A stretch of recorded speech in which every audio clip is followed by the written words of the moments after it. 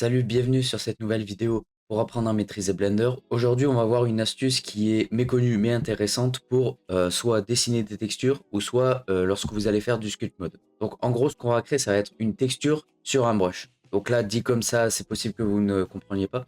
Mais dans tous les cas, je vais vous montrer et vous allez voir au fur et à mesure de la vidéo comment ça fonctionne. Voilà, on est sur Blender. Hop, je vais juste mettre les raccourcis vite fait et ensuite je vais à vous. Hop, voilà. Là, vous avez les raccourcis ici. Donc là, j'ai un petit objet comme ça, une petite sphère. Voilà, rien de bien méchant pour l'instant. Je vais aller en Texture Paint. Donc voilà, là, si je prends par exemple ma couleur ici, je prends du rouge, voilà, je peux dessiner. Là, le problème, c'est qu'on voit rien parce que je ne suis pas en vue matériel. Donc je vais faire Z et matériel preview. Déjà ça. Ensuite, ça marche toujours pas parce qu'il faut créer une texture d'abord. Donc il faut aller ici dans ce petit onglet, New, et là j'ai ma texture. Là, encore une fois, ça marche pas non plus, donc je vais ouvrir un nouvel onglet, je vais aller ici, je vais aller dans le Shader Editor ici. Donc tout simplement, ça marche pas parce qu'on n'a pas une image sur quoi dessiner. Là, on a juste le principe Plate BSDF qui est un node, mais on ne peut pas dessiner dessus. Donc pour ça, on va créer une image texture. Hop, voilà, je vais juste la chercher comme ça. Je relis. Ensuite, je vais faire New. Et donc là, après, je peux renommer par exemple mon voilà, Paint 1, par exemple. C'est juste pour exemple. Là, je peux choisir la couleur. Si jamais je veux mettre full noir, je le laisse full noir. Mais moi, je vais mettre par exemple voilà, je vais mettre gris. Enfin bon, c'est pas très important. Ça dépend sur quoi vous voulez partir. Vous pouvez mettre rouge, rose, etc. Ouais. Et ensuite, vous faites OK. Une fois que c'est fait, on peut dessiner dessus. Donc c'est magnifique. Alors du coup, je peux fermer cet onglet. Voilà, je peux dessiner dessus, on peut faire des brushes, voilà, c'est sympa. Enfin bon, j'ai déjà fait une vidéo sur le texture painting, donc je vous la mets juste ici si jamais vous voulez la voir.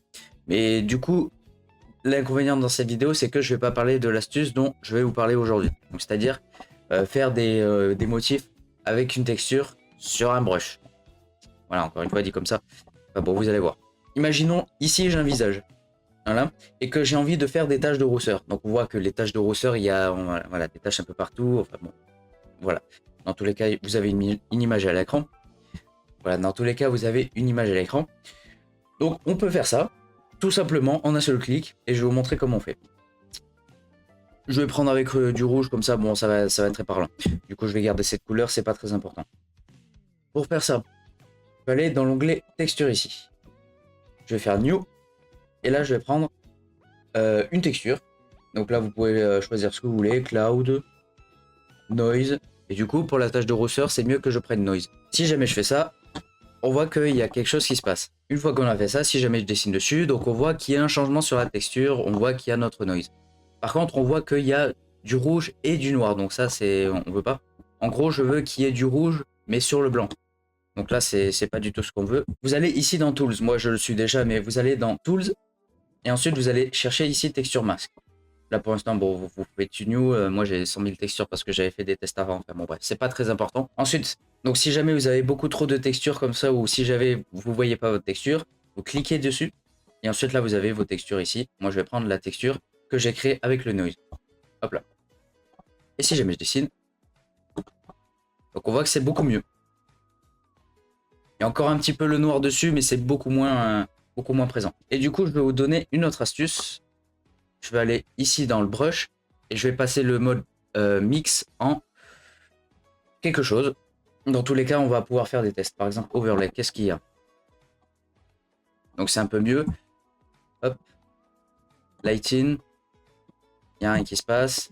Si je mets en multiply, voilà. Encore une fois, on peut faire des tests là-dessus, mais si jamais vous avez, par exemple, des textures un peu bizarres, et si jamais vous voulez un résultat spécifique, voilà, vous pouvez faire des tests comme ça peut être intéressant. Vous pouvez faire même color. Hop. Là, vous avez uniquement la couleur. C'est un peu trop brut, je trouve. Mais ça peut être une alternative. Overlay, il est plutôt pas mal. Faire des tâches de rousseur, ça peut être intéressant. Mais si jamais vous voulez augmenter le radius et ensuite faire des tâches de rousseur, imaginons qu'on a un visage ici. Paf. Vous avez juste à cliquer dessus. Paf. Et voilà, vous avez du coup des tâches qui peuvent apparaître. Donc ça peut être vraiment intéressant. Vous pouvez faire la même chose, imaginons, je vais chercher est-ce qu'il y a le wave texture? ou le wood. Ouais, le wood. Voilà, ça peut être intéressant aussi. Vous pouvez changer en temps réel, hein, bien sûr. Là, vous pouvez en prendre wood, marble. C'est ça qui est vraiment bien, hein, c'est que donc si jamais vous êtes en train de peindre par exemple votre texture, vous pouvez changer en temps réel mais sans changer la texture. Donc ça peut être intéressant. Vous n'êtes pas obligé de créer 100 000 textures et ensuite chercher c'est quelle texture. Blablabla. Là, vous pouvez faire directement sur la même, c'est pas mal. Du coup, je voulais vous montrer un truc avec le wood ou avec le wave. Imaginons par exemple je veux recréer par exemple Thanos, je peux m'amuser à faire ça. Hop, les wave textures, imaginons ça c'est son épaule, ça peut être intéressant. Ouais, donc c'est vraiment une astuce que je voulais vous montrer. Je vais pas m'arrêter là par contre, parce que c'est bien, on a des textures procédurales et tout, mais comment on veut faire si jamais on veut importer notre texture. Donc je vais juste faire un truc, parce que ça va être en rapport avec ma texture, ça va être beaucoup mieux si je prends par exemple un plane. Hop là. Hop, je refais les manips, on se retrouve juste après. Voilà, donc là j'ai pris ma texture que j'ai prise ici, enfin bon c'est uniquement pour montrer, c'est pas très important. Ok. Parce que là, si jamais je me mets en texture painting et que je dessine, j'ai toujours ma wave texture.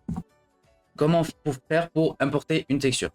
Ici, donc là, j'ai la texture que je vais importer. Par exemple, si je veux faire un craquement de désert comme ça, c'est une texture que je vais importer. Vous pouvez importer vraiment ce que vous voulez, du moment que c'est une image. Après, par contre, l'inconvénient, c'est que ça prend pas les couleurs.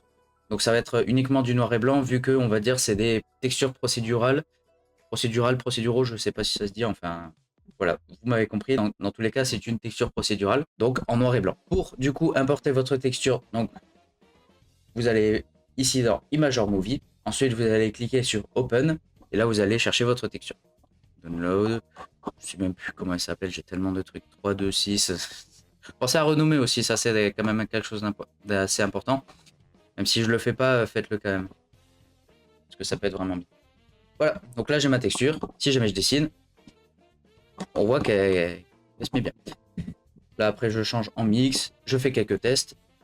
Voilà, ça peut être assez intéressant. L'inconvénient là c'est que c'est pas une texture dite seamless. Encore une fois j'ai fait une vidéo sur les textures où je vous explique un peu plus en détail comment ça marche. En gros elles sont pas seamless, donc ce qui veut dire que vous allez avoir, on va dire, vous allez voir les bords ici et ça va pas faire du tout naturel. Voilà, tout simplement. Là vous voyez ici il y a une étrange coupure ici qui se fait et c'est pas du tout naturel. Par contre, j'augmente le radius, paf, je clique une fois, ça peut être intéressant. Voilà, tout simplement.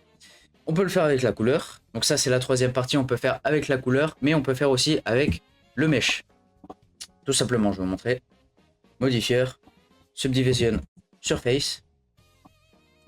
Hop, 1, 2.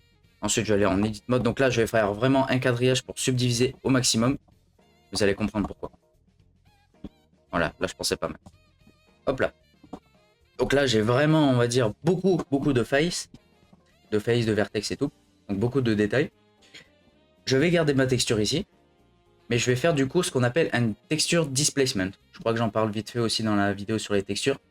En gros, ce qu'on va faire, c'est qu'on va surélever le mesh. Donc on va faire une modélisation du mesh, mais avec une texture.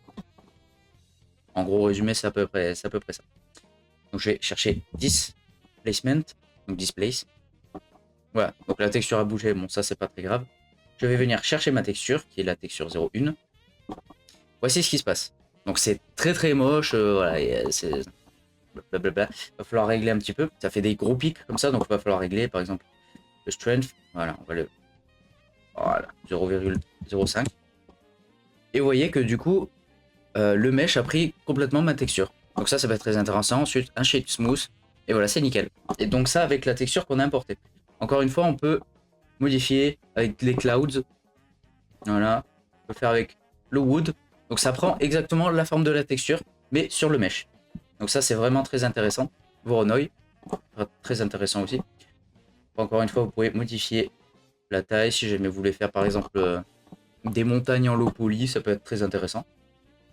Voilà, je vous montre vite fait. Après, voilà, encore une fois, libre à vous, libre à votre imagination. Donc du coup, voilà, vidéo sur cette astuce qui est vraiment que j'ai découvert vraiment il y a peu, hein, je suis honnête avec vous, mais que je trouve vraiment très intéressante et qui peut ouvrir pas mal de possibilités pour du coup créer des textures, mais aussi pour créer, on va dire, des objets via la modélisation. Donc ça peut être vraiment très pertinent de l'utiliser. Si jamais vous me découvrez, déjà bienvenue à vous. Et n'hésitez pas à vous abonner pour ne pas manquer les futures vidéos qui viendront sur la chaîne. N'hésitez pas aussi à liker, ça m'aiderait énormément aussi. Voilà, sur ce, je vous souhaite une très bonne journée à vous et à la semaine prochaine.